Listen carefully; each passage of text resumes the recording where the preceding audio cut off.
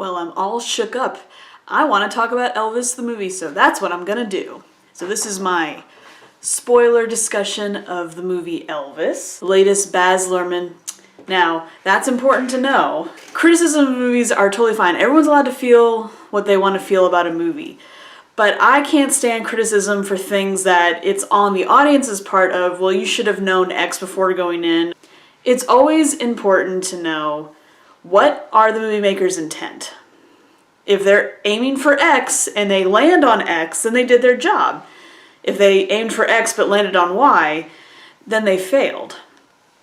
It's not fair to walk in going, if you don't give me these things, then I'm gonna hate it no matter what, right? And our relationships with movies are very complicated. As most movies are right now, we're all very mixed a lot of the time. You're hearing mixed more than you're hearing, we all love it or we all hate it. Maybe we've always been mixed, and just because we have these platforms now, it's easier to show just how different we all are, which is also fine. All of this is fine. And I meant to do a review after the movie came out, but I'm glad I've waited because it was nice to see what other people have to say of the movie. And most people agree that it's cuckoo and Austin Butler's amazing. And beyond that, it's either they didn't get it, not for them, something like that, or totally on board, embraced it, how wonderful. You know, like, you got a good yin-yang thing going on here. All right, first of all, what are my thoughts? Why am I coming on YouTube at all to talk about it? Well, I do have some thoughts, and I want to respond to some things that I've heard. To me, this is not merely a movie, it's more of an experience. It's meant to be seen on a big screen, and it's meant to be with a group of people, and if you are with a group of people, especially if they're into it, or can be, you know, seduced by it, then it's a lot of fun, all right? Now, a lot of people, of course, are calling it a biopic, and it is, kind of, but you have got to think about the creator. So it's a Baz Luhrmann movie, and if you've seen any of his work, even just one other movie, he has a very in-your-face style. He is not a quiet creator. His movies are loud, and they're in your face, and so when I heard that he was doing Elvis, I'm like, okay, well, I can see that. That's very good pairing. Elvis is so iconic. You know, he's in the zeitgeist. There's celebrities, but there are people who are just beyond celebrityism. They are true icons. That word is thrown around a lot, but only a few individuals actually have that status. You know, like you have Marilyn Monroe, you have Michael Jackson, Elvis. So if Baz Luhrmann did some other biopic, it may not have been appropriate because of how bedazzling and, you know, over the top Baz Luhrmann style is. But Elvis got to the point where it was all flash and glitz and glam, you know, so he's over the top. They actually go together very, very nicely. And one criticism I'm hearing a lot that I have to push back on this is the whole, oh, why isn't Elvis the point of view character? Okay, biopics, I'm a sucker for them. I was gonna watch this movie no matter what because I'm a sucker for biopics, but they are very predictable. It's a road that's been well tread a lot. Okay, you see this young person, they have talent, and they're like this innocent little doe, and they get their big break, and then they rise to fame very fast, and then at first it's all woo, you know, and they can enjoy the benefits, but then they turn to drugs or adultery or both or some other horrible thing, and then they spiral out of control, and then they have a tragic end. Or their career does. Maybe they didn't die. They don't all die, but their career dies. Something along those lines. And this is not the first time we've had an Elvis anything. There's a lot of content, actually. I've never really explored it before because I've never cared about Elvis the person, you know, just before my time, so didn't care. But there's a lot of content out there. This is another well that you can visit again and again. I don't think this will be the last Elvis film. I think this is just one perspective. Baz Luhrmann had an idea. Elvis is a very good vessel to use, so here he went, right? The movie is very long, yeah, I agree with that. And normally I can't discern what should be cut. Like, let's take The Batman. Also very long. I agree that movie's long, but I don't know what to cut without sacrificing important story things, other than just making individual scenes just shorter somehow. But cutting whole sequences or characters. Whereas this is a movie because I've seen it more than once now, because I love it. I just love it. There are certain sections where I'm like, okay, you really like your slow-mo and you really like your montages, and there's certain moments that are really dragged out, but they don't add anything to the story. So I'm like, oh yeah, you can cut this, you can cut this. I think you can cut about somewhere between 15 and 20 minutes out of this movie, and it would make it more accessible to people, and you certainly could have more show times and all that good stuff. This way, Elvis is doing great at the box office. I'm not worried about it, and it's fine. It doesn't have to win over everyone, but they probably could have reeled Baz in a little bit, just a skosh. We're talking about just a few changes would probably make all the difference, and that's fine. It's reaching Elvis fans. I think it's reaching another level of people, and I put myself in this mixture because it's not one thing, it's many things. So I've never cared about Elvis. My mom was a huge fan, and she's like, oh yeah, Elvis was so dreamy. I never understood, but after watching this movie, I understand. I get it. I totally get it. It's long, and the people say there's pacing issues. I don't feel it, but I think it's because I'm so really getting what Baz Luhrmann's up to that maybe I'm just along for the ride, so maybe I just can't see it. That's possible. But I think the tempo is fast. Whereas the Batman, I like that it's it redefines what a slow burn is. In a bad way for a lot of people. I understand. If you're one of those people, I get it. But this is the opposite. This is all like, we can't get through the story fast enough. So the pacing is all over the place. Even though I don't think I can see it, but enough people have said it. I'm like, it has to be true because too many people are talking about it. But at least it's quick. And the camera work is crazy. I don't care for Baz Luhrmann, his little camera tricks. I'm like, okay, how many times are we going to do the whole spinny camera or multiple frames playing at the same time? So it's almost like you're in a Best Buy and all the TVs are on, but let's say they're all on a different channel. You don't know where to look. So you can't really catch your breath, but I liked it. I felt electrified when I saw this movie, because the stakes were high. I don't really know anything about Elvis. The other thing that I see that's a criticism that I'm not on board with is the whole, it's not telling the truth, it's lying. It's a movie. It's a movie. No biopic, no matter how hard they try to make it the absolute truth, tells the truth. A human life does not have rising action, a climax, and then falling action, and then a denouement. That is not how your life works. They have to change it so that it looks like a story, okay? So I'm tired of people going, oh, Colonel Parker didn't take Elvis on a Ferris wheel ride and then have it stopped at the top so they can wheel and deal and he can convince him to take him on as his manager. Of course that didn't happen.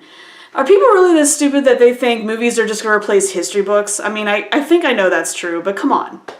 People, do not watch movies about real people and take that as fact. It's a movie. It's an artist's interpretation of an idea or a concept or a person or an event. And it might even say based on a true story or based on real people and events. Based. Not a recreation of real people and events. It's a point of entry, and then they go where they want to go, all right? So stop talking about how, oh, Elvis didn't fire his manager while he was on stage. Of course not. Of course not, all right? This would be like saying Quentin Tarantino's movies, like, I can't believe The Hateful Eight is, not historically accurate. Of course not. That's the point, okay? You would not expect that of Quentin. I mean, maybe some people do, but most people who watch movies don't look at Quentin Tarantino and think, oh, that's supposed to be fact right there. Baz Luhrmann is in the same vein. He is cuckoo. He is crazy. And I understand his style is not for everyone, and that's fine. But you can't argue that it doesn't work with who Elvis was as a persona. It's a very good marriage. And I'm okay with Elvis not being the POV character. That's been done to death. It's boring at this point. A lot of people were dreading this movie, including myself. I was like, I'll go watch it, but I'm not expecting anything. How refreshing to tell the story through someone that was in his inner circle, but was not privy to everything that was going on. Because there are scenes in this movie that don't have Colonel Parker. So it's weird that he's our POV character. Like, we open with him going, let me tell you a story, and it ends with him saying, and that was my story. But there are moments in the movie that he's not present for. So I don't know if he's just like, maybe that's how it went, or something like that had to have gone down. He narrates, but he doesn't narrate why he's absent from those moments, and yet he's supposed to be the one telling us the story. I'm not saying this movie doesn't have flaws. It definitely has flaws. But I don't think Elvis being the POV character, like, not being that, I don't think that's a flaw. I think it's a good thing that we're following someone else. And I wouldn't think of this as a sole biopic. It's better to look at this and think to yourself, this is what it's like to be in the business. Why not take someone who was so ubiquitous, his face, his likeness is plastered everywhere, so everyone kind of knows who, even if you don't really know Elvis, you know of him. If someone held up a picture, you could go, that's Elvis, right? That's how big, how mythological Elvis has become. Why not follow it from someone who was with him, but it's still their point of view? How refreshing. And also, this is talked about in other movies, but it's so nice for it to be the focal point. How nice is it that we're following a predator? This person was real. A lot of what he does in the movie, he did do to Elvis in real life. Maybe not exactly the way it was depicted, but that the overall theme, the overall sense is what matters. Now, Elvis is a real human of flesh and blood who had flaws. No one's denying that. The movie might be trying to get you to really feel for Elvis and go, oh, he's the victim. Right, he had flaws. There were things that he did wrong. But he did not get there by himself. This movie is a good example of when you're famous, when you're huge, and you have to have a large group of people around you for protection, for your publicity, for your hair and makeup, all the things you need. I think this is a good look behind the curtain and see what that circle looks like, because when you're so huge and you make a lot of money for a lot of people, you are in a very dangerous spot. You almost can't trust, they're supposed to be your most trusted group because they're right there, but they can be dangerous, right? Vultures are everywhere. And I think it's interesting that they depict these people working Elvis to death and not giving a shit about his well-being. I don't know anything about the business really, but if I was the one who discovered Elvis or someone like that, and I was the one making money off of him, my top priority would be like, what do I have to do to keep this, cash cow alive so that I can make money off of it for decades and decades? Elvis did die too young. That is tragic. Again, partly his fault. He did things of his own volition. He wasn't forced to do anything, but he did not have people around him who knew better, who protected him. I do think the movie does a great job of explaining the whole, since he came from a poor background, when you have people who come from poor backgrounds and they find success, like look at all the NFL players that we have right now, how they finally get their big break in the NFL, but then they go home for the weekend and they get shot, because they came from a bad neighborhood or whatever it is. Just because you're famous doesn't mean you're safe. I think this is a good movie that explains the whole, you are not safe because you have this wall of money around you and you have a never-ending talent as long as you take care of yourself. And don't trust the people around you necessarily because they only care about them. The scene, it's toward the end of the movie, where Elvis is giving his whole being into this Vegas show. It's early in his Vegas days. And then we cut away from him. And we're with Colonel Parker at the table with the owner of the hotel, and they're wheeling and dealing, and they're making decisions about Elvis's life without Elvis at the table to speak on his own behalf. And they're showing all that, this is how we're going to make all this money. I mean, that really hit me. I was like, oh my God, I know this happens, but to really see it showcased in this frame, it really just shows how dangerous the business is because of all the people involved. There's so many people who touch your money, touch your stuff, have access to things that they probably shouldn't have access to, that us regular people don't have to worry about. You know what I mean? So this movie does an excellent job of showing the predatory nature of show business. And I think that should be your takeaway. You can still say this movie's too long, I hate the style, it's awful. That's all fine. But please take that away. Take away what the message is, because it's such a good one and it's so different from every other biopic I don't want to call it a biopic because that just doesn't feel like the right thing to say at all. Austin Butler, of course, is amazing. It's so, you know, you can go anywhere in the country right now and someone's doing an Elvis impersonation stand-up act of some kind. That's still a thing. You can go to county fairs. You could probably go to Vegas right now and see impersonators. It's so easy to go there because he was larger than life, and it's so easy to parody it. But I believe Austin Butler. Now, maybe it helps that he's not a huge star outside of this. I know he's done things and he's known to certain people. I don't know who Austin Butler is. So it was easy to not see Austin Butler, but to let the Elvis persona and person. Like I said, I've never cared about Elvis, but now I'm like, oh my God, if this movie was just a giant commercial for Graceland, sign me up. I want to go right now. So if that was your goal movie, good job. Good job. I like how loud and bombastic and how psychedelic, you know, because that's the biz, right? Who cares that we montage through 10 years really fast? That's probably how it felt to be involved. So I think it was going for a more visceral, this is how it felt to be in that world, instead of a, you know, moment by moment, we're going off a list of Wikipedia going, this happened and then this happened. Because you can just read that. Plus there's other biopics of Elvis that are probably more traditional. So you have those. I'm sure more will be coming.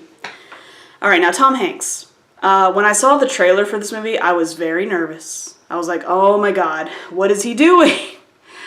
He is a cartoon character. I don't love what he's doing, but because of how it's framed, it actually didn't ruin the movie for me. I was totally expecting that. I was like, this movie's gonna be great, and then he'll come on and ruin it for me. That didn't happen. Now, I'm not saying he's good. I don't know what he's doing. The only thing I really, really like about it is Tom Hanks is always the good guy, you know, the guy with the heart of gold. So it's so nice to see him play against his type, what we all know Tom Hanks as. So that's nice. But maybe it's because there are moments when he does disappear, or there's other moments where his character's not as important. So maybe because the movie is so long and there's so much going on, you know, that helps it. If the movie felt normal, but he was still doing what he was doing, he would feel severely out of place. But I think it just, this weird, you know, hurricane that is this movie, he's just one of the spinning crazy things that are caught up inside it, you know? So yeah, if it's not obvious, I love this movie. I don't think you have to be an Elvis fan to enjoy it because I was not prior to this movie. It's worth watching just for Austin Butler alone. As long as he gets a nomination out of this, that's all that matters. I'm happy that it has an audience. I'm happy it's reaching people. I'm only unhappy that there are people who are getting hung up on the whole, well, Tom Parker and Elvis were not in a mirror maze together. It's like, really? Is that what we're focusing on? You know, I understand the argument about, well, that's not, we're kind of putting under the rug the whole Priscilla thing and stealing music from black people. I think the movie addresses that, by the way. That is not what the movie is trying to talk about, though. There's so much you could talk about with any human life. And I'm sure other films have swept it under the rug. Or maybe they have addressed it, I don't know. But that's not what this movie was about. So if you're mad that you don't really see a real representation of Priscilla, I think you missed the whole point of the movie. And you got to spend a lot of time with this movie. So I don't know what to tell you. But I think always keep in mind, what is the filmmaker's intent? If they intended to talk about Priscilla and then they didn't, because they don't really, well then they failed. But if they were like, well, I wasn't even concentrating on it, well that explains why it's not there. Duh, right? I don't mean to be so passionate. Like, if you hate the movie, that's totally fine. You're allowed to hate it. It's just when you read these little sound bites of people going, oh my God, Elvis didn't fire his manager while on stage. Of course not. Do people really think that's the truth? And so that you just need to explain it to them, you know, like, oh no, that's just a movie. It's like, come on. Biopics are just movies. They are not representative of real history. If you want to know the truth about things, you need to go do some reading, okay? Go to their official museums, You know, interview people that knew them if we still have them around, you know, depending on how old the person is.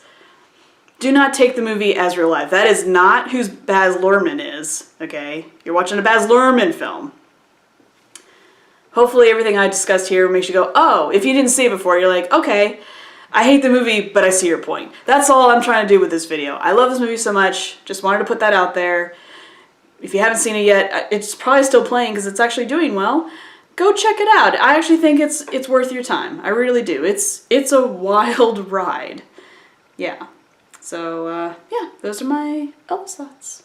And I'll catch you later.